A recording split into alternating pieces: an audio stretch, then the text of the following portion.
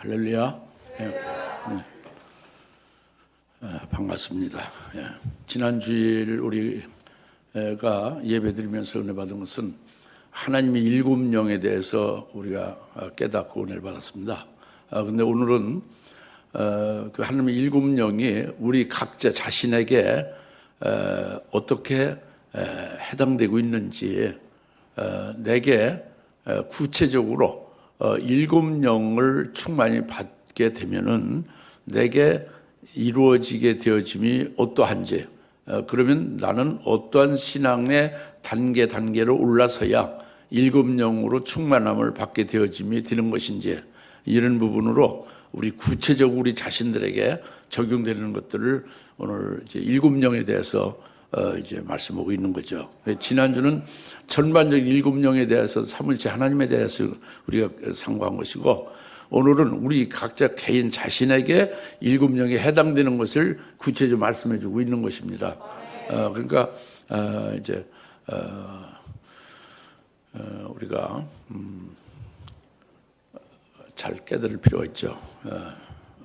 직접 우리에게 해당되는 거니까. 사도행전 6장에 믿음과 성령이 충만한 7명을 예루살렘 교회에서 뽑아서 택해 세웠다고 그랬죠.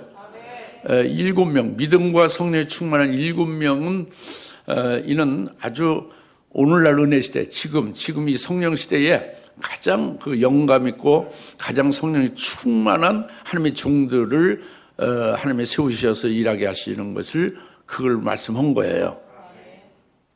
단지 무슨 집사 세우는 기준이 아닙니다. 그것이 믿음과 성령이 충만한 자 7을 세웠다고 그랬어요. 그죠? 그런데 스데반만 특별하게 그 7명 중에 다른 사람은 그걸로서 끝난 것이고, 오늘 은혜 시대에 그렇게 믿음과 성령이 충만하면 끝난 거예요. 더 이상 부족함이 없는데, 스데반만 특별히 오늘 본문에 또 충만하고 그 세 번째 충만하고 또 네 번째 충만하고 이렇게 나오고 있죠. 그러니까 이게 어찌된 일이냐? 이것이 바로 스데반에게 일곱 영으로 충만하게 하심을 가리키고 있는 것이다. 그래서 순교하게 하심을 가리키는 것이다.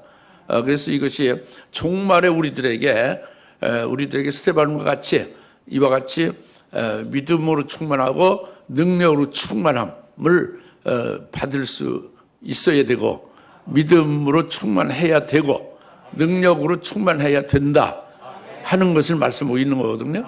그래서 오늘 잘 말씀을 우리가 성령을 의지해서 깨닫고, 여러분 각자에게 이 말씀이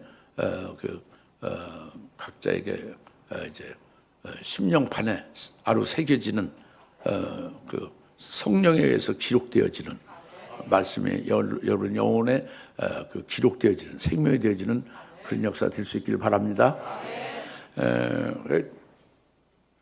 6장 8절에 먼저 스데반이 믿음이 충만하고 그 다음에 능력이 다음에 충만하고 그랬는데, 먼저 우리가 살필 게 믿음이 스데반이 믿음이 충만하여 그랬죠. 그런데 6장 5절에도 믿음과 성령이 충만하다고 그랬죠. 6장 8절에 믿음과 능력이 충만하다고 그랬죠. 이것은 앞에 6장 5절에 믿음과 성령이 충만한 처음에 믿음이 6장 8절에 똑같은 믿음을 말하는 게 아니에요. 그건 이미 말씀드렸다시피 6장 5절 믿음과 성령이 충만한 것은 이미 그건 끝난 거예요. 그러면 또 8절은 다시 더 계속해서 더 충만함이 세 번째 있는 것을 믿음이 충만하다고 그랬죠. 그러니까 이 믿음이 충만하다는 것은 스데반에게 일곱 영으로 충만케 하심을 계시한 것인데, 이것은 모든 하나님이 주시는 모든 것을 은혜로 여기고 은혜로 깨닫는 자가 이게 큰 믿음이잖아요. 하나님이 주시는 건 모든 것을 다 은혜로 받는 것이 큰 믿음이에요. 그러니까 이게 세 번째 믿음이 충만함이 그걸 말하는 거예요. 그러니까 믿음이 충만하다는 것은 은혜로 충만하다는 말과 똑같은 말이에요. 같이 은혜로 충만한 세 번째 단계. 은혜로 충만한, 믿음이 충만한, 은혜로 충만한 것을 가리키고 있습니다. 은혜로 충만한 거. 근데 이 은혜로 충만한 것을 그냥 말은 할 수 있어요. 은혜로 충만하자. 은혜로 충만합시다. 은혜로 충만하자. 근데 이게 구체적으로 뭐가 은혜로 충만한 것이 세 번째 단계 스테반같이 7영으로 충만한 단계에 올라가는 믿음이 충만함, 즉 은혜로 충만함이 무엇인지 와닿지 않잖아요. 구체적으로 잘 이렇게 깨닫게 되기가 어렵잖아요. 그러니까 이 은혜로 충만함, 믿음이 충만한 세 번째 단계를 그 은혜로 충만함이 어떠함을 우리가 구약의 욥기서의 욥을 통해서 먼저 알 수가 있습니다. 구약의 욥기서 1장 21절에 보면은 욥이 이렇게 고백하죠. 주신 자도 주시어 빼앗아 가시는 자도 주시니 오직 주의 이름을 송축하나이다 그랬죠. 무엇을 송축하는가? 어떤 일이 있기에 주께 주의 이름을 송축하나? 이것은 욥기서 1장에 나옵니다. 욥기서 1장에 보면은 욥의 아들들이 7이고 딸이 3이고 또 자녀가 욥의 자녀가 10명이에요. 10명인데 큰 태풍이 불어서 집이 무너지고 그 10자녀가 하필 생일잔치 하느라고 모여 있는데 거기에 그 집이 무너져서 깔려가지고 10명이 다 순식간에 몰사했습니다. 이것은 말이죠. 이 집안에 가족 하나가 죽으면 얼마나 슬퍼요. 자녀가 딸이고 아들이고 딸 하나가 죽었다, 아들 하나 죽었다 해도 얼마나 비참한 겁니까? 슬프고.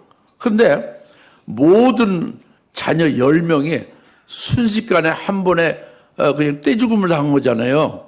그러니까 얼마나 욥이 그 끔찍한 일이고 얼마나 슬퍼하겠는가 짐작이 가죠.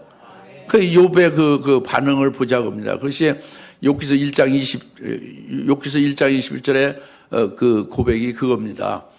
이 자녀는 하나님이 주신 것이니까 여호와께서 주신 것이고 하나님이 주셨으니 하나님이 데려가시는 거다. 하나님이 주신 자도 하나님이시여 데려가시는 분도 하나님이시니 오직 하나님의 이름을 찬송하며 감사합니다. 이렇게 10자녀가 떼죽음을 당했는데 하나님 앞에 경배하며 하나님 앞에 감사하고 찬송했어요.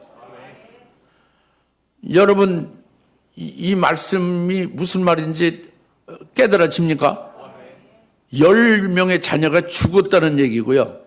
죽은 소식을 듣고 하나님 앞에 감사하고 찬송했다 하는 말씀이에요. 이게 은혜로 충만한 것입니다. 여기에서 머무르지 않았어요. 욥은 더한 것이 욥기서 1장에 나오죠. 욥기서 1장의 3절을 보면 욥은 굉장히 부자입니다. 동방에 아주 제일 부자죠. 의인이고. 근데 어느 정도 부자냐면은 욥의 그 소유물 재산이 양이 7천이에요. 양이. 낙타가 3천이고 그리고 소가 500결이고 그리고 암나귀가 500이에요. 그러니까 어마어마하지. 소 500결이를 집에서 친다고 하면 대단한 거죠. 큰 목장이잖아요. 양 7,000마리가 또 있어요. 암나귀가 500이고 낙타가 3,000이란 말이에요. 어마어마하지, 그죠? 그 엄청난 이런 소유물을 가지고 있는데 그 욥의 자녀들이 떼죽음을 당한 후에 계속 벌어진 일이 뭐냐면 사베인하고 갈대아인들이 와가지고 그 욥의 소유물을 다 훔쳐갔어요.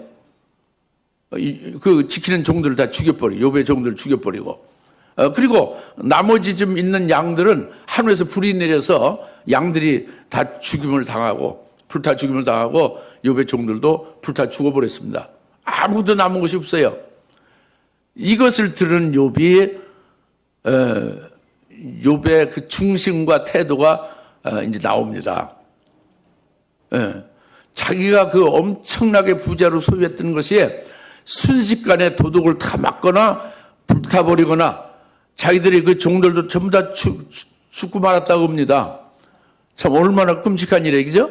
근데 욥기서 1장 20절에 그 소리를 듣자마자 땅바닥에 딱 바닥에 엎드려서 하나님께 경배했다고 그랬어요. 그 끔찍하게 소유물을 다 잃고 고전에 자녀들을 몰사당한 자녀들의 그 슬픈 소식을 들은 욥은 하나님 앞에 엎드려 땅바닥에 엎드려 경배했다고 했습니다. 하나님 앞에 예배드린 거예요. 그리고 이렇게 고백했어요. 욥기서 1장 21절에 내가 어미의 태로부터 나올 때에 맨몸 적신으로 나왔으니 내가 맨몸으로 다시 돌아감이 당연하다.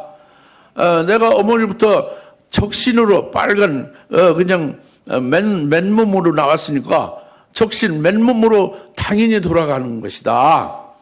그 주신 자도 주시어 데려가고 빼앗아가는 것도 주시니 갈대아인이나 사배인이 이제 훔쳐서 그 도둑질 당했다고 하지 않고 하나님께서 가져가셨다는 걸로 그렇게 말하고 있어요. 그래서 주신 자도 하나님이시고 그리고 뺏어가시고 데려가시는 것도 하나님이시니 오직 하나님의 이름을 송축하나이다.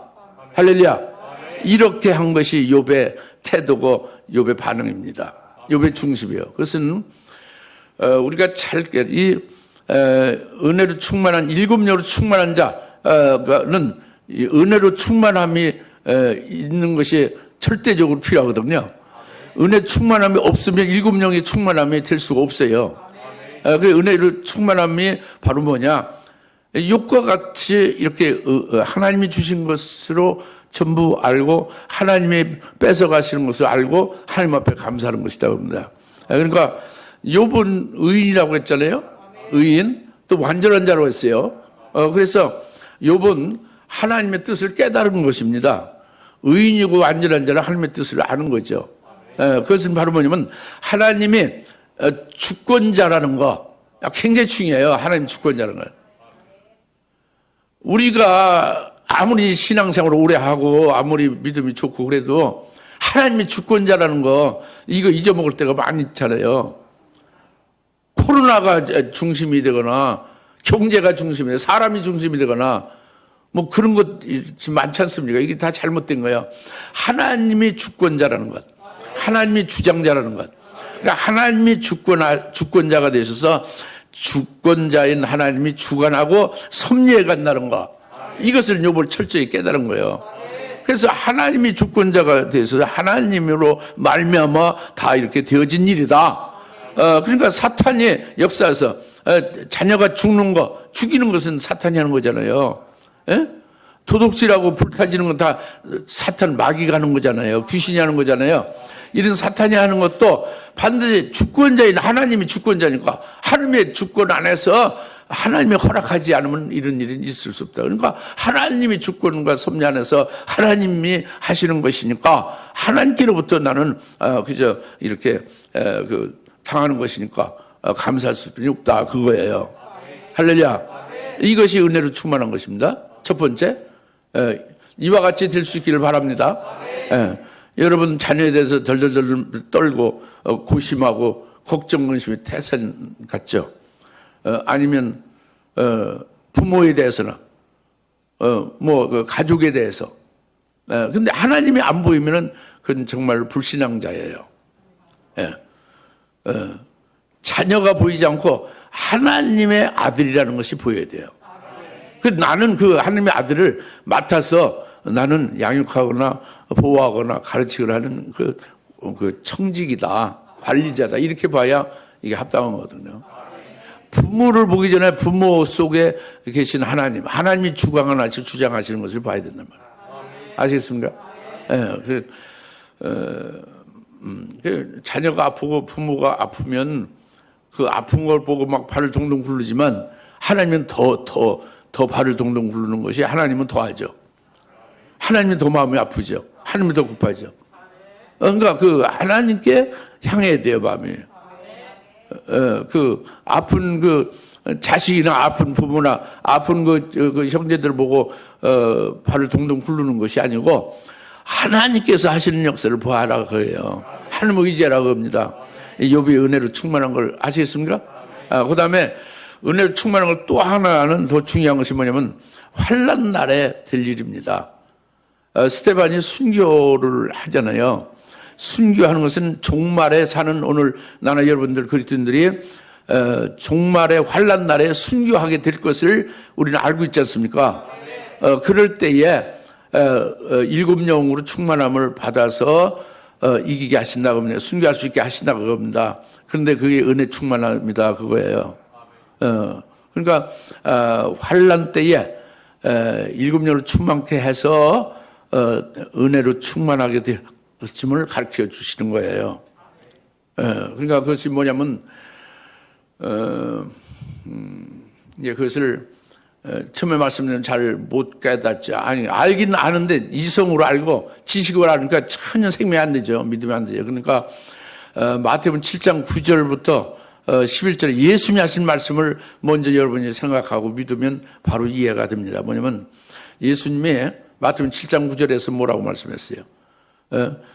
너희가 악할지라도 자식이 빵을 달라고 하는데 돌을 주겠느냐? 자식이 그 생선을 달라고 하는데 뱀을 주겠느냐? 그런데 하나님 아버지께서 자녀인 너희들에게 어찌 좋은 것을 주시지 않겠느냐? 그거 이치가 맞죠? 맞고 믿어지죠? 예수님 말씀에. 다 같이 하나님 아버지께서 자녀들에게 어찌 좋은 것으로 많이 주시지 않겠느냐? 예수님 그렇게 똑같이 말씀했어요.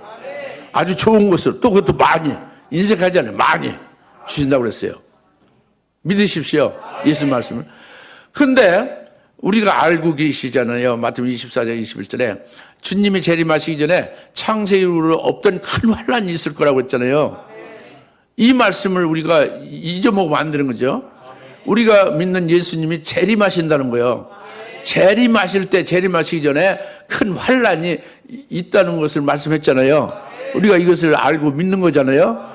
그러면은 이 환란이라는 것은 이건 참 굉장한 아주 극심한 고통인데 하나님이 어째 하나님의 사랑하는 자녀들에게 이렇게 극심한 고통이 있는 그 큰 환란을 주시냐? 창세로부터 큰 환란을 어떻게 자녀들에게 이걸 주실 수 있느냐? 이렇게 생각할 수 있어요. 그렇게 생각하기 때문에 하나님의 자녀들은 환란을 겪지 않고 환란 전에 휴거된다고 하는 인간의 소망에 의하여 신학이 생긴 거예요. 하나님의 말씀이 아니고 인간의 소망에 의한 학문으로 세워진 게 환란 전의 휴거설로 사람의 학설이 나온 거예요. 그것을 많은 교인들이 믿고 있지 않습니까? 그 하나님의 자녀들이 어찌 끔찍한 환란을 주겠느냐? 중국에 아주 훌륭한 양대 지도자가 있어요. 북경 쪽에 한 분하고 광주 이 밑에 남쪽에. 그 남쪽에 있는 그분은 중국에서 삼자교회를 반대하다가 감옥에 갇혔어요. 그래서 굉장히 오랫동안 고통받고 나온 분인데 광주에서 큰 교회를 하고 있어요. 그분을 제가 찾아갔어요. 찾아서 다니엘서 9장 27절 가지고 논했습니다. 직접 그걸 논했어요. 책을 펴고. 근데 그분은 다니엘서 9장 27절은 우리에게 해당되는 게 아니고 이스라엘의 그 총리에 관해서 예언한 것이다. 뭐 이렇게 해서 달리 말하고 그분의 요점은 환란을 겪지 않는다는 거예요. 환란전이 휴거된다는 거예요. 그래서 자기도 옥구를 많이 치는 것이고 오늘날 그리스도인들이 많이 지금 고난을 겪는다는 거예요. 그리고 앞으로 있을 7년대 환란은 그 하나님의 종이나 하나님의 자녀들에게는 해당이 안 된다고 하는 거예요. 근데 그분이 아주 굉장히 아주 훌륭한 그 임목사라고 아주 굉장히 그 훌륭한 분인데 지금 그분이나 한국교회에 대부분의 목사님이나 그 그리스도인들이 그렇게 여기고 있는 거예요. 환란은 겪지 않는다. 왜 그러냐? 하나님의 아버지가 사랑하는 자녀에게 그 끔찍한 환란을 어찌 그렇게 주셔서 괴롭히느냐? 그럴 리가 없다 그죠? 근데 마태복음 7장의 9절부터 11절에 하나님이 하나님이 사랑하는 자녀에게 가장 좋은 것을 주시고 많이 준다고 그랬죠. 그 7년대 환란을 주님 재림하실 주님을 소망하는 자들에게 환란 창세로부터 큰 환란이 있다고 그랬잖아요. 그 환란을 주신다는 거잖아요. 그래 주신다면 그 말씀 그대로 받아들이면 뭐예요? 하나님의 사랑하는 자녀에게 가장 좋은 것이 7년 그 환란, 큰 환란이다 그거죠. 그리고 많이 주시는, 복을 많이 주시는 것이 7년대 환란의 그 창세로부터는 큰 환란이 아주 많이 아주 좋은 것으로 하나님이 사랑하는 자녀에게 주신다는 것이 됐지 않습니까? 그게 맞는 거죠. 그것이 그 빵을 달라고 하는데 그 돌을 주겠느냐, 빵을 더 좋은 것으로 주시지 않겠냐 그 말씀이에요. 그러니까 이 환란이 괴롭고 환란이 고통스러운 것이니까 환란을 하나님이 우리에게 주신다면 원망하고 불평하고 하나님 어찌 이럴 수 있느냐 이렇게 이제 하나님 앞에 대항하는 경우는 이것은 하나님이 주신 것을 빵으로 주신 것을 돌로 받는 거죠. 돌로 받는 거예요. 돌로 받으면 하나님이 빵을 달라고 하는데 이게 빵을 주지 돌로 주지 않는다는 거잖아요. 그게 돌로 받지 말라는 거예요. 환란을 원망하지 말라는 거지. 환란이 괴롭다고 해서 불평하지 말라는 거예요. 내게 가장 좋은 것을 주신 것이다. 내게 가장 영적으로 맛있는 양식을 주신 것이다. 환란이 양식이다. 내게 가장 복된 기회로 주신 것이다. 이렇게 받는 것이 하나님이 주신 것을 빵으로 받는 거죠. 할렐루야. 이게 은혜로 충만한 것입니다. 이게 은혜로 충만한 거예요. 환란 날에 그 환란 전체를 내게 주시는 것을 하나님이 내게 가장 좋은 것으로 주신 은혜요 복이고 가장 아주 맛있는 영적인 양식이다. 환란이 나의 양식이다. 이렇게 받는 것이 이게 정답이다 겁니다. 이렇게 실제로 여러분이 그렇게 환란을 환영하고 기뻐하고 그 환란을 그렇게 견뎌가게 되면 이것이 은혜로 충만해. 7영으로 충만한 게 그거예요. 그 7영을 받은 사람은 은혜로 충만하게 된다고 합니다. 스데반과 같이. 할렐루야. 그러니까 먼저는 욕과 같이 은혜로 충만한 것이 오늘 은혜 시대에 그와 같은 은혜로 충만함에서 더해서 환란 날에 가서 은혜로 충만함이 있어야 되는 것이다. 그것은 바로 그 환란 자체가 무엇이냐? 빵으로 받는 것이 은혜로 충만한 것이다. 이걸 말씀하고 있는데 알아듣겠습니까? 믿어집니까? 예.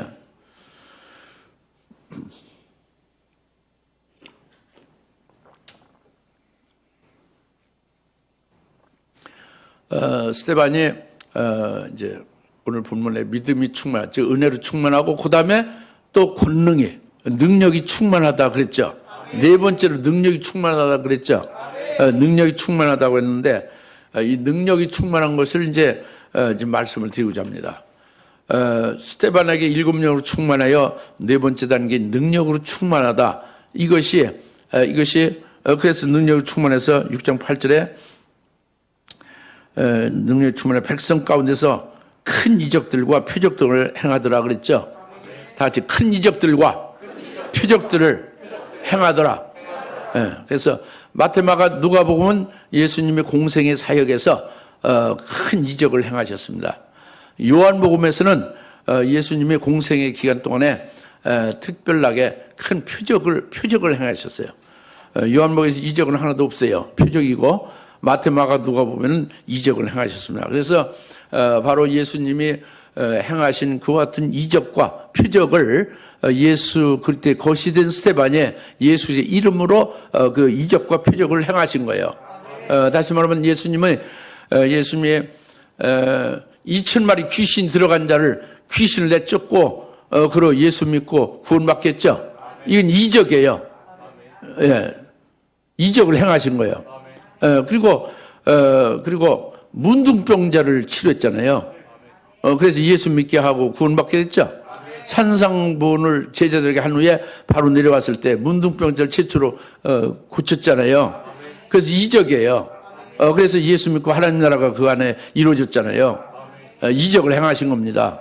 그리고 큰 혈류병 환자, 혈액암, 암 환자를 예수님이 치료해서 고쳤죠. 이 이적이에요. 그리고 예수 믿고 구원받고 예수님을 따르게 됐잖아요. 이적입니다. 이적이에요. 이렇게 이적을 행하셨어요, 주님이. 그리고 요한복음에서 날 때부터 소경된 자를 실로암 못에 가서 씻혀서 보게 했죠. 이건 이적이 아니라 표적이에요. 표적을 행하신 거예요. 네, 그리고 또 이제 죽은 지 나흘 된 나사로를 무덤에서 썩은 내가 나는데 나사로야 나오라 하고 살렸죠. 이게 큰 표적이에요. 주님의 부활을 나타내는 표적이죠. 그래서 이와 같은 이적과 표적을 예수님이 행하신 것을 말씀을 드렸는데, 바로 스데반이 예수 그리스도의 것이 되어서 자신이 이제 주님의 이름을, 예수 그리스도의 이름을 위하여 자신의 몸을 순교제물을 바칠 것이 딱 정해졌어요. 그 믿음에 딱 올라서 있는 거예요. 그러니까 7영을 받은 거예요. 7영을 충만히 받으니까 능력이 충만한 네 번째 단계가 됐잖아요. 그러니까 그 예수의 이름으로 예수님이 행하신 이적이나 표적 같은 것, 역사가 나타나는 거죠. 그래서 백성 가운데 이적과 표적을 많이 행했다고 그랬잖아요. 이 그리스도인들은 이적과 표적이 늘 있게 돼 있어요. 제대로 예수를 믿으면. 그래서 자기 속에 예수 그리스도 한 분 이외에 다른 것은 없다. 나를 구원하신 예수 그리스도를 믿는 믿음으로 사는 것이 나의 남은 생애의 모두다 하고 딱 믿고 중심에 서 있으면 예수로 충만할 거 아니에요. 그러면 예수 충만한 자가 그리고 주님을 위하여 몸 바치기로 아주 그렇게 중심이 그렇게 바쳐졌다면은 그 예수의 이름으로 얼마든지 이적이나 표적이 나타나게 되어 있어요. 스데반이 그렇게 이적과 표적을 나타냈다고 합니다. 할렐루야. 할렐루야. 근데 이것이 아까 은혜를 충만한 것 같이 환난 날에 자기 자신에게 은혜 충만한 게 자기 자신에게 환난이 어떻다함을 받듯이, 그래서 은혜로 충만하듯이 능력이 충만한도 환난 날에 자기 자신에게 능력으로 나타나는 것이 있다고 합니다. 자기 자신에게 남을 이적과 표적으로 남을 이렇게 나타내서 그것이 아니고, 무슨 말 알겠어요? 그것이 능력 충만하다고 합니다. 그것이 뭐냐면 7년 환난 중에 그냥 지금 은혜 시대는 여러분들 능력 없어도 살아요. 지금 현재대로 살아도 아무 문제 없지. 교회 나와서 예배 드리는데 누가 뭐 죽인다고 하고 있어요. 집에 가서 기도하는데 누가 끌어내서 오게 가둘 리가 없죠. 지금은 이적이나 표적이 안 나타나고 아무 무능력하게 그냥 예수만 그냥 형식적으로 믿어도 아무 문제가 없어요. 근데 환난 날은 달르타 그지. 그리고 순교할 자는 달르타 그래요. 이들에게는 7영을 부어주고 네 번째 단계의 그것이 7영의 능력으로 충만한 것이다 그거예요. 7영을 부음받으면 그 능력이 나오고 7영에 의해서 능력의 역사 나오고 그 7영을 받으려면 이 네 번째 단계에 같은 그런 신앙의 중심으로 올라서 있어야 7영을 받을 거 아니에요. 아시겠죠? 네. 무슨 말씀 알겠어요? 그러니까 일반적으로도 그리스도인들에게 능력이 나타난다. 지금도 은혜 시대도. 예? 그러나 지금은 이적이나 표적이 없어도 신앙생활을 하는데 문제가 없잖아요. 근데 환난 날에는 다르다는 거죠. 더욱 중요한 것은 환난 날에 자기 자신이 이기는 것, 자기 자신이 능력으로 하여 자신이 순교할 수도 있고, 자신이 능력으로 하여 그 주님의 일을 자기가 할 수도 있고, 이것은 네 번째 능력의 충만함이 아니고서는 할 수 없다고요. 은혜 시대와는 다르게. 아시겠습니까? 여하튼 환난 날에 이기는 자는 능력이 있어야 되는데 이게 네 번째 능력 충만함이에요. 아시겠습니까?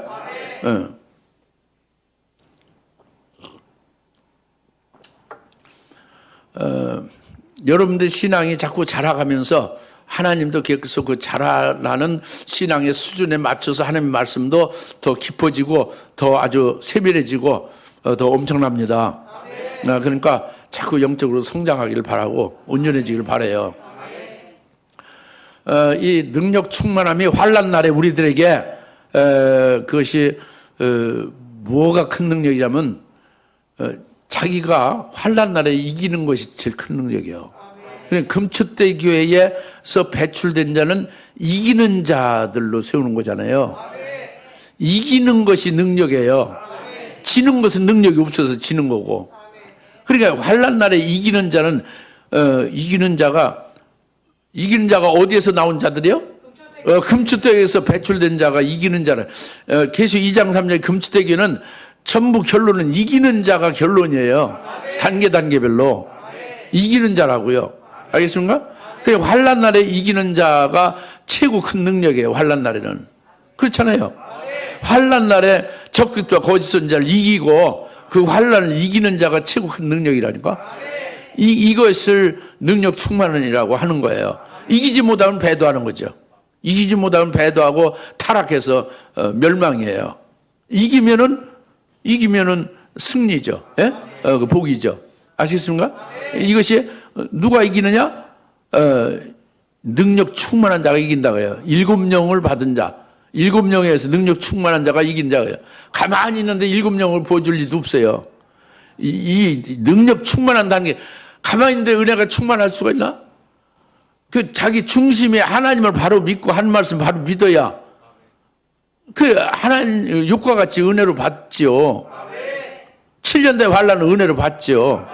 오늘 이런 말씀 같은 거 잘 제대로 영으로 받아서 생명이 딱 되어져 있어야 그 환란을 기뻐하고 막 환영할 거 아니에요. 그렇지만 여러분 그런 분은 아직 없어요. 환란을 기뻐하고 막 빨리 환란 됐으면 좋겠다고 발을 동동 굴르고 막 뛰고 그렇습니까? 그런 사람 없죠. 그러니까 그게 좀 약간 문제지. 환란 더디었으면 좋겠다고 은근히 생각하는 것이 있잖아요.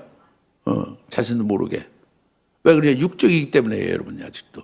그 육적인 것이 없어지고 완전히 그 영의 기쁨이 있다면은 달라지죠. 은혜로 충만한 자가 되는 거예요. 이와 같이 능력으로 충만한 것도 이제 예수의 이름으로 능력과 그 이적과 표적을 행하는 것이 지금도 있어야 되고 지금도 있어야 되는 거지. 지금도 있어야 되는 거예요. 예수 믿으면 그 믿는 자들 따른 표적이 나오잖아요. 그렇죠? 지금도 있어야 되는 거야. 그러나 이것은 지금 이 능력 충만함이 지금 은혜 시대 능력으로 충만한 그걸 말하는 게 아니라 환난 날에 스데반이 능력이 충만하여 어떻게 되느냐 순교하잖아요. 이것을 계시한 거 우리에게 환난 날에 우리가 우리 자신을 이기는 능력 이걸 말씀한다 그 능력 충만이. 이 서론을 너무 말씀 많이 듣는다. 아시겠습니까? 그걸 깨달으셔야 돼요. 그냥 구호로만 능력 충만 하지 말고 구체적으로 환난 날에 가서 내가 이기는 자가 되는 거, 능력 충만하여 내가 어찌 되어질 것인가 이런 부분에 대해서 깊이 묵상하면서 깊이 기도에 들어가야 되겠죠, 그죠? 그것이 뭐냐면 제일 중요한 것은요. 첫 번째로 환난 날에는 이 그 환난이라는 것이 말로만 환난이 아니에요. 정말로 환난은 아주 견디기 힘든 아주 환난 그 고통에 아주 굉장히 극심한 것이고 그리고 궁핍한 거야 아주 궁핍하고 여러분 대식가들은 참 곤란할 거예요. 지금부터 조절해 소식할 수 있도록. 환난은 1260일 환란이 시작하자마자 3년 반 동안 비 한 방울도 안 올 거니까. 그 비 오지 않게 기도를 우리로 시켜서 우리가 기도해서 그렇게 비가 안 올 거예요. 그런데 대식가가 어떻게 그냥 목길 탐하면 되겠습니까? 환란 날에 먹을 게 없는데. 그러니까 이 궁핍이라든가 이 고통이 이루 말할 수 없는 게 환란이에요. 그리고 영적인 고통은 더 이루 말할 수 없는 차원의 고통이죠. 하나님을 그리워하고 하나님께 찬송하고 하나님께 기도하고 하나님 앞에 예배드리고 하나님의 말씀을 들어야 되고 이런 것들이 영적으로 소원인데 이런 것을 못하게 되는 것이 환난이잖아요. 그러니까 이 환난과 이 궁핍 이런 것들을 이기는 자가 이게 능력이 충만한 거라니까. 아시겠습니까? 뭘로 이기느냐고요. 뭘로 이기느냐. 뭘로 이기느냐 하는 것이 여러분 뭘로 이기겠어요? 나는 이렇게 이기는 걸로 난 받아가지고 있어요. 답을. 뭐냐면 서머나 교회에 예수님 말씀했죠. 바로 그렇게 이기는 것입니다. 그것은 바로 뭐냐면 첫째 부활의 영광을 하나님이 내게 주시려고 하늘의 예배에 놓으신 그것을 바라보는 거예요. 그것을 믿고 그 믿음의 실상으로 그걸 가지고 사는 거예요. 첫째 번의 영광 내게 주시려고 예배한 그것을 내가 주시기 위하여 지금 작업하는 게 지금 이 환난과 이 궁핍이다. 7년대 환난에 들어가서 사는 게 바로 내게 주실 그 영광이 있는지 없는지 모르면 환난 날은 넘어져요. 이길 사람이 절대 없어요. 그러니까 하나님께서 내게 주실 그 최고의 그 영광을 내게 주시기 위하여 이 환난에 지금 이 궁핍에 지금 처하게 하시고 지금 이것을 내가 감당을 하고 있는 것이다. 이렇게 믿는 거예요. 이렇게 보는 거예요. 이렇게 깨닫고 그 하늘의 그 내가 받게 될 그 영광을 바라보면서 그 소망 가운데서 인내가 되고 궁핍을 이길 수가 있고 그 환난을 이길 수가 있는 거죠. 나는 분명히 그렇게 받아가지고 있습니다. 여러분 믿든지 안 믿든지 관계. 그러나 믿지 않으면 여러분 능력이 충만하지가 못한 거예요. 이기지 못하는 거예요. 절대 이기지 못합니다. 다른 걸 이기지 못해요. 그러니까 내가 믿는 대로 여러분도 따라오는 게 좋다고 여러분 내가 아주 강력히 말씀드릴 수가 있어요. 다른 길로는 이길 수 없습니다. 다른 걸로 이길 수 없어요. 그 배고픔을 어떻게 이길 수 있습니까? 아주 그 엄청난 고통을 받는데 그걸 어떻게 이길 수 있어요? 그래서 하나님께서는 서머나교에 말씀했어요. 내가 환난과 궁핍을 당하고 있지만은 실상 내가 부유한 자로다 해서 주님이 알아주고 있지 않습니까? 예? 그것은 바로 뭐냐면 주님이 부활하신 모습을 보여주면서 이기는 자는 둘째 사망의 해를 받지 않는다 해서 첫째 번에 영광을 준다고 약속하고 나타나셔서 보여주고 있잖아요. 그런데 이런 말씀 들어도 소용없어요. 여러분이 믿어야 되는 거예요. 여러분 영적인 눈이 확 열려서 하늘나라에 여러분 것에 뭐가치가 있다는 것을 믿어야 되지. 안 믿으면 아무 소용이 없어요. 예수님이 하나님의 100번 말씀을 해야 무슨 소용이 있어요. 믿지 않으면 헛거죠. 딱 한 번 말씀해서도 믿으면은 그것이 여러분이 보게 되는 것이고. 네. 그러니까 하늘나라의 영광이라는 것이 있어요. 이 땅에서 여러분이 영생하지가 못합니다. 여러분 반드시 이 땅에서 죽어요. 자연사에서 늙어 죽든지 무슨 교통사고나서 순교해서 죽든지 여튼 이 땅에서는 떠나게 돼 있어요. 이게 사실이에요. 그걸 모르시면 장례식장을 자주 다니세요. 매일. 장례식장에 죽은 사람 보면 나도 죽을 것 같구나 하는 생각이 좀 들죠. 그러면 이제 그 다음에는 무슨 생각이 나냐. 이제 하늘나라가 이제 자꾸 관심 있죠. 하늘나라를 이제 보게 해달라고 기도하게 돼요. 막 전심전력. 영안 열릴 때까지 금식하며 막 철회하며 막 전심 기도하게 되죠. 하늘나라가 열리면 여러분의 예비된 것이 보이는 거예요. 할렐루야. 첫째 번의 영광이 보이는 거죠. 금축대교회에 속한 자에게 주실 영광이 보이는 거예요.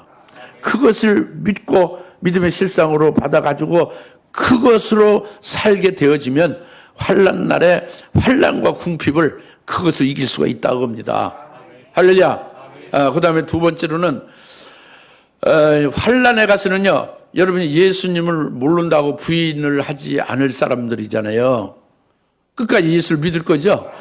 끝까지 예수 안 믿을 사람은 지금 예배 드릴 것도 없어요.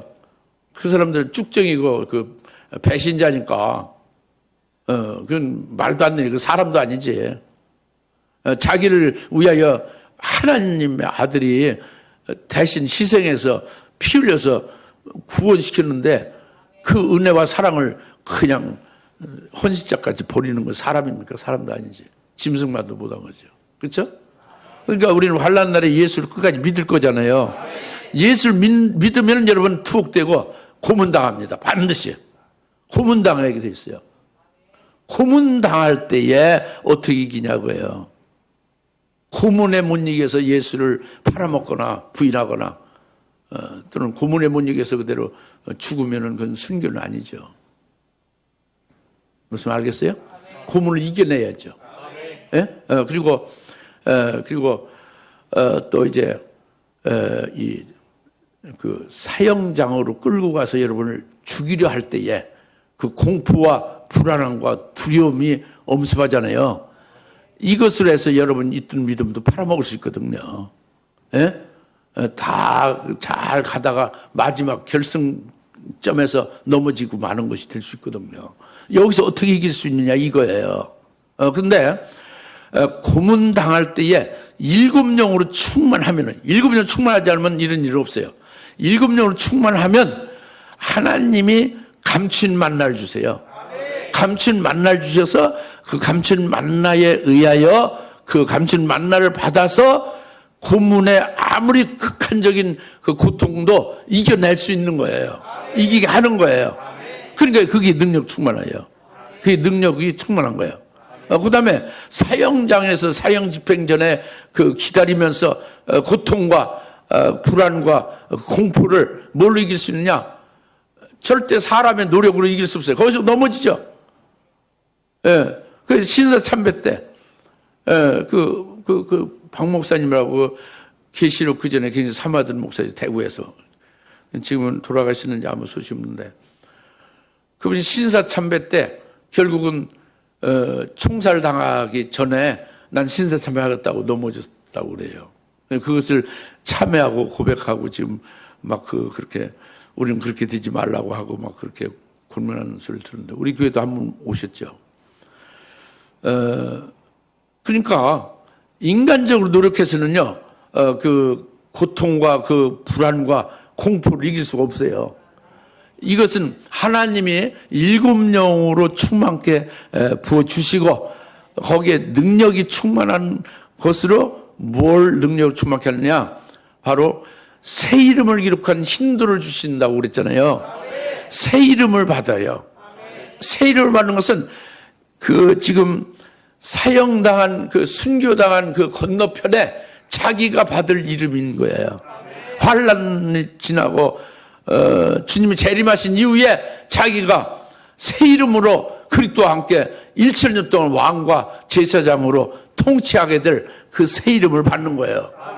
그 새 이름을 받은 힌두로 인해서 그런 공포와 불안이 싹 없어지는 거죠. 그 사형 집행 현장을 보는 게 아니라 그 건너편을 본단 말이에요. 새 이름을 받으니까. 건너편은 천년왕국이죠. 부활체로서 천년왕국의 왕으로 새 이름을 가지고 딱 서 있는 자기 모습 본다 겁니다. 할렐루야. 그래서 이기는 것이 능력 충만이에요. 할렐루야. 이것이 바로 이제 있어야 되는 거죠. 그러니까 어때요? 능력 충만해야 되죠? 그럼 7영으로 충만해야 되는 거예요. 개인적으로. 아시겠습니까? 그 다음에 세 번째로는 이제 그 환란 악한 영이 가득하고 그 어둠의 때죠. 그러니까 적그리스도 거짓 선지자로 인하여 막 생사 여탈권으로 막 휘둘면서 그렇게 하는 때잖아요. 근데 적그리스도 거짓 선지자 앞에 당당히 앞에 딱 맞서서 그와 싸우면서 그의 그 악한 계계를 폭로도 하고, 폭로도 하고, 그의 미혹의 역사도 물리치고, 이게 큰 능력이에요. 그리고 예언도 하고, 진짜 백이 재림하실 주님이 오신다. 이것을 전하는 거예요. 너는 가짜고 진짜 예수님이 오신다고 아주 직격탄을 날리는 거지. 이것이 능력이에요. 큰 능력이라고. 적그리스도를 대항해서 이기는 능력이라고. 할렐루야. 이것이 무엇이에요? 7영에 의해서 부어주시는 능력 충만인데 철장 권세를 주시는 거예요. 철장 권세로 해서 이렇게 이길 수 있는 거죠. 할렐루야. 할렐루야. 그러니까 그것을 받지 않으면은 우리는 환란날에 우리가 움츠들고 결국은 배도하고 말수가 있을 가능성이 많잖아요. 그죠? 이기려면 어떻게 돼요? 7영 충만해야 되는데 네 번째 능력 충만함이 있어야 된다고요. 능력 충만하면 철장 권세를 주시는 거예요. 능력 충만하면. 그래서 이기게 하신다. 적그리스도 앞에서 이기게 하신다. 예. 그리고 마지막으로 이기는 능력이 한 가지 더 말씀드리면 계시록 3장 8절입니다. 즉 너희가 내 이름을 내 말을 지켰고 내 이름을 부인하지 아니었다.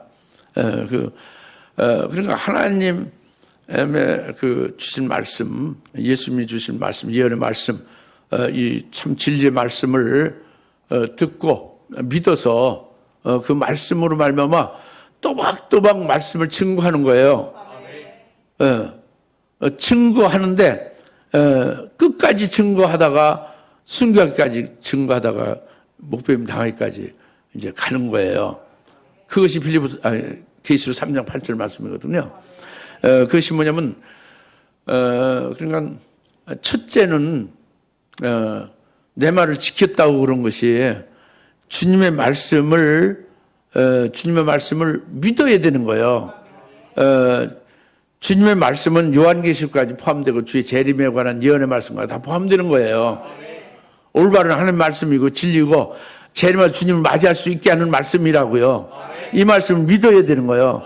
믿고 믿은 그 말씀을 그냥 잊어먹거나 뭐 이렇게 뭐 다른 거 좋은 거 있으면 내버리고 그런 게 아니라 그 믿은 말씀을 끝까지 그 말씀 안에 거해야 되는 거예요. 자기가. 이게 믿음으로 내 말을 지킨 겁니다. 내 말을 지킨 것이에요. 그 말씀 안에 계속 거해야 돼요. 그리고 그 다음에 말씀 안에 계속 거하는 것은 인간 사설이 많잖아요. 목사들도 인간 사설이 많고 여러분들 인간 사설이 많잖아요. 사람의 생각, 사람의 사상이 많죠. 이런 데에서 자유해야 돼요. 예? 철학이나 초등 학문에서 자유해야 돼요. 그리고 율법이나 의식 같은 데서 얽매이지 않고 자유해야 돼요. 여튼 진리의 말씀을 받았으면, 예언의 말씀을 받았으면 그것을 철석까지 딱 믿어가지고 그 말씀에 계속 견고히 딱 서 있어야 돼요.